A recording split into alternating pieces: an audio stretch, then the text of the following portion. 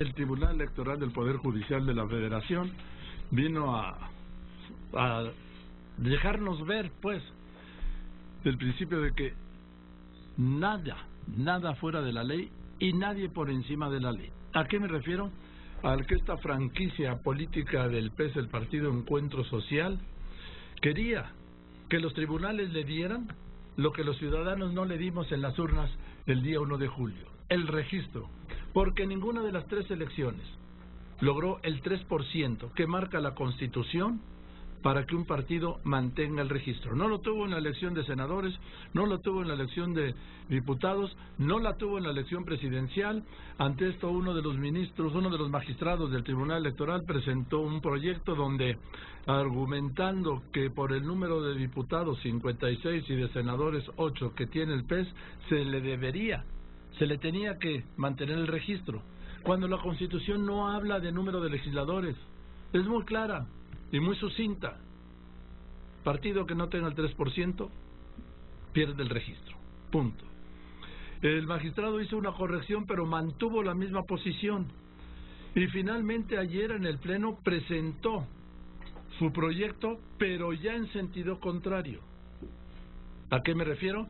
Que ya el mismo magistrado presentó su proyecto diciendo que el PES tenía que perder el registro. ¿Por qué? Por haber incumplido la Constitución, el porcentaje constitucional del 3%. Yo, señor presidente, le aprecio mucho, magistrado presidente del Tribunal Electoral del Poder Judicial de la Federación, Alfredo Fuentes Barrera. Me da mucho gusto verlo y gracias por haber venido. Don Joaquín, muchas gracias por la invitación. Estoy a sus órdenes. Gracias. Saludos a usted y a su auditorio. Muchas gracias. Muchas gracias. A ver, estuvieron así de quedar fatal, porque además incluso con una violación a la ley en la interpretación, en el posible fallo, y una violación a la Constitución al desconocer el mandato del 3%. A ver, Joaquín, tú has tocado un punto central. Creo que, como en todo tribunal que está integrado por una pluralidad de ideologías, siempre es necesario la reflexión, siempre es necesario el diálogo. Por mandato de la ley, quien recibe un asunto, que en este caso se llama magistrado ponente, es quien está encargado de elaborar una propuesta de solución. El magistrado, en este caso el magistrado ponente, consideró, pasando de lo más a lo menos, presentar una propuesta. ¿Por qué? Porque en los agravios se nos llevaba esta solución. A ver, el tema de representatividad y el tema de el voto popular podía llevar a una conclusión diferente, con una interpretación constitucional diferente. Todos los tribunales constitucionales del mundo lo hacen, ejercen esta facultad de defender valores y principios constitucionales. El problema era si podía ser o no la solución. Esto es un documento de trabajo, Joaquín. El problema es que creo que se malinterpretó ya como la posible solución del asunto. Ese fue el tema. Bueno, pero yo me quedé con este tema. No alcanzo a entender. Primero, los magistrados, como en el caso de Puebla, tienen la opción o el derecho o la atribución de hacer públicos los proyectos. A ver, hay un principio en la Constitución que es el de máxima publicidad. En el propio reglamento interno sí hay la permisión de que un proyecto se haga público siempre y cuando lo autorice el Pleno. Hay ya el precedente del caso Colima, en donde se hizo público un proyecto de resolución. En este caso, este proyecto no fue avalado en cuanto a su publicación por el Pleno, simplemente se filtró. Y la verdad no sabemos cuáles hayan sido las causas. Es un documento de trabajo que pasó a la prensa y de ahí se replicó. Bien, en este caso el magistrado Luis de la Maza, ¿no? Felipe de la Mata. Felipe de la Mata, él sí hizo público su proyecto. No. No, se filtró a la prensa y no hemos podido saber quién y cómo se filtró. Bien, pero el magistrado, cuando le llegó el caso Puebla, el magistrado ponente sí lo dio a conocer. Sí, directamente. En efecto, sí lo dio a conocer directamente. Él lo compartió con sus pares, con todos nosotros, y comunicó a la sociedad en general que esa era su propuesta. ¿Eso es correcto? A ver, hacer público un proyecto? Él bajó esta posibilidad desde la Constitución, que establece como un principio el de máxima publicidad. Entonces, sí se puede. Sí se puede, incluso yo estoy pensando como presidente del tribunal, bajo este principio constitucional, ya plasmarlo en un reglamento que es de un grado jerárquico inferior al de la Constitución, modificar el reglamento ya para hacer claro y transparente que se pueden hacer en ciertos aspectos públicos los proyectos. No todos, los de importancia y trascendencia nacional, que Eso quedará a discreción del magistrado ponente, porque hacer públicos todos los proyectos quizá sería lento y no todos son interesantes para el público. Podría ser muy aburrido, ¿no? Así es. Bien, a ver, pero usted como abogado magistrado Fuentes Barrera, ya pasó, me puede decir, usted estaba en el supuesto de que había incumplido el PES el mandato constitucional del 3%, o simpatizaba con esta idea que no está marcada en la Constitución de que por la representatividad legislativa debía mantener el régimen. A ver, ya me pronuncié en el sentido de que es el 3% que está en la Constitución el que manda y el que define. Sí, bueno, al final fue por unanimidad, ¿no? Así es, en efecto. Fue después de un diálogo, como siempre se estila en todas las sesiones, un intercambio de ideas, un intercambio de puntos de vista y de interpretación de la ley. Aquí estaba la interpretación vía principios y valores constitucionales, y por el otro lado la interpretación pura y dura gramatical de la Constitución. A ver, y entonces,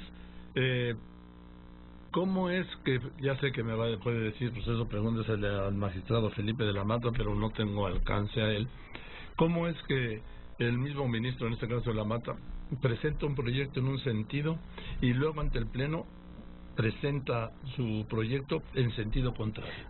A ver, Joaquín, porque para nosotros es difícil de entender. Sí, claro. Esa es la mecánica normal de un funcionamiento de un tribunal.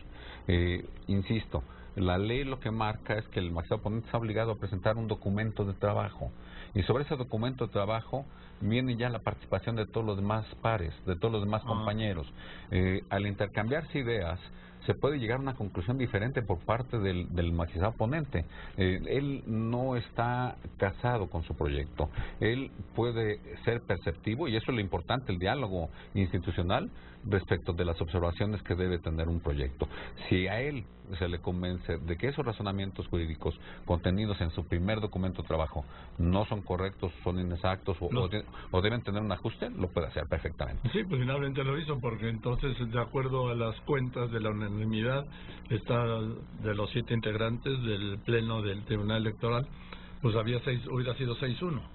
Efectivamente. Si lo hubiera presentado en el sentido original. Así es, así es. Pues yo soy, la verdad, que muy satisfecho por este fallo además unánime, porque hubiera sido una señal gravísima, no solo para el tribunal, sino para todo el Poder Judicial, el que un tribunal de esta magnitud, el Tribunal Electoral del Poder Judicial de la Federación, desconociera la Constitución para, en este caso, mantener el registro a un partido violando la norma constitucional. A ver, el tribunal fue muy abierto incluso a escuchar voces, a escuchar ideas, a ver cómo se posicionaba la opinión pública, y creo que esa sensibilidad siempre debe estar presente en un juzgador. El impacto social, económico que puede tener un fallo.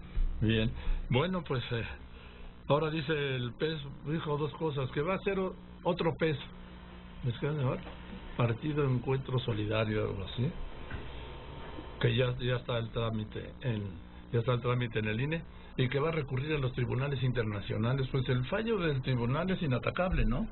A ver, en el ámbito nacional sí, pero creo que en el ejercicio de sus derechos bien puede acudir a instancias internacionales. Y luego ya serán esas instancias internacionales las que definan. Es un primer paso el acudir a la Comisión Interamericana de Derechos Humanos, y otro paso en su caso, si de llegar a presentarse los méritos suficientes del asunto, ante la Corte Interamericana de Derechos Humanos. Pues ya sabe que yo creo que ni lo va a hacer, o lo va a hacer para promocionar ya sé que usted no habla de estos temas, pues en su nuevo partido, que es el mismo, con los mismos y con las mismas siglas, nada más para hacer promoción al PES. Ya sé que no me va a contestar. Es ajeno a la lid que se nos presentó, Joaquín. Bueno, entonces, ya no tiene nada así de sangre y fuego. Ah, bueno, tienen lo de Baja California, ¿no? Está lo de Baja California. Lo de Baja pendiente. California es una solicitud del Congreso local porque iba a ser un gobierno de 2 años para ajustarlo con la federal intermedia, las elecciones del gobierno de Baja California. Y entonces ahora, por intereses partidistas, ya sabe usted, por intereses partidistas, el Congreso local, porque iba a ganar Morena, dijo, no, vamos a hacerlo en lugar de 2, de 5 años el mandato, y pues está en el tribunal. Efectivamente, se está tramitando en el tribunal un asunto de esta naturaleza. Uno de los magistrados está procediendo al análisis, igual, un magistrado ponente, que seguramente en los próximos días someterá a consideración del Pleno su propuesta de trabajo. Nada más dígame, aquí la Constitución de Baja California habla de 2 años de este mandato, ¿no? Efectivamente. Y entonces, ¿qué es lo que prima? A ver, lo que está en litigio ahorita es la interpretación que el Tribunal Electoral Local hizo respecto del alcance de la Constitución local y de la convocatoria que emitió el Instituto Electoral Local, interpretando que deben ser de 5 años. Eso es lo que precisamente está en litigio. No sé por qué hicieron esa interpretación. Bueno, sí lo sé, por los intereses políticos, pero en fin, pues... A ver, está en nuestra cancha definir si ese pronunciamiento del Tribunal Electoral Local es correcto de acuerdo a la Constitución Federal o no. Ah, muy bien. Eso es lo que tenemos que decidir. ¿Cómo la ve, señor presidente? No puedo emitir ahorita una opinión, mi querido Joaquín, porque te juzgaría y está prohibido por la ley. Venga, pues muchas gracias, señor magistrado presidente del Tribunal Electoral del Poder Judicial de la Federación, Alfredo Fuentes Barrera. Aprecio de verdad mucho la confianza de haber venido esta tarde. Al contrario, muchas gracias por permitirme acercarme a ti y a todo el auditorio. Gracias, muchas gracias. Mucho gusto. El presidente del Tribunal Electoral del Poder Judicial de la Federación, el magistrado Alfredo Fuentes Barrera.